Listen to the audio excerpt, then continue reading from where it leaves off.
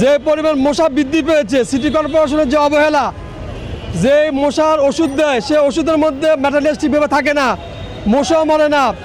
আপনি সেহরি খেতে উঠবেন, একটু বসবেন ঘরের মধ্যে, সে অবস্থা এখন আর নাই।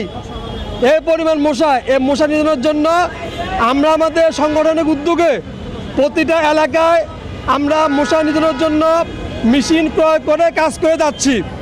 2 নম্বর হচ্ছে গ্যাস সমস্যা। আপনারা দেখতে পাচ্ছেন যে এখন আর গ্যাস সহজে পাওয়া যায় না।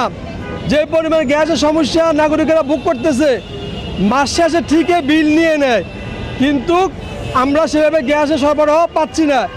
এই গ্যাস সমস্যা সমাধানের জন্য আমরা তিতাস গ্যাস বা যারা এটা দায়িত্বে আছেন তাদের আমরা দৃষ্টি আকর্ষণ করতেছি। আমাদের সিটি কর্পোরেশন হয়ে গেছে হোল্ডিং ট্যাক্সের জন্য প্রতি বাড়িতে বাড়িতে সিটি কর্পোরেশন থেকে নোটিশ পাঠানো হচ্ছে, কিন্তু দৃশ্যমান কোনো উন্নয়ন করা হয় নাই। আপনারা জানেন যে 18 সালে সিটি কর্পোরেশন হলেও এখন পর্যন্ত রাস্তাঘাট নাগরিক সুবিধা কিছু পাওয়া যায় নাই। এজন্য আমরা আজকে আমাদের মানববন্ধন হবে। এজন্য আমরা এই 3টা বিষয়কে আমরা হাইলাইটস করব। পাশাপাশি আমাদের স্বাস্থ্যসেবার কোনো ব্যবস্থাপনা এখনও তেমন একটা দেখা যাচ্ছে না।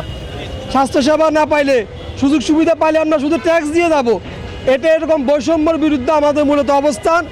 এজন্য আমি 52 নং ওয়ার্ড সিটি বাংলা জামাত ইসলামের পক্ষ থেকে 52 নং ওয়ার্ডে আমাকে আবু বকর সিদ্দিক আমাকে সিটি কর্পোরেশনের কাউন্সিলর প্রার্থী ঘোষণা করা হয়েছে।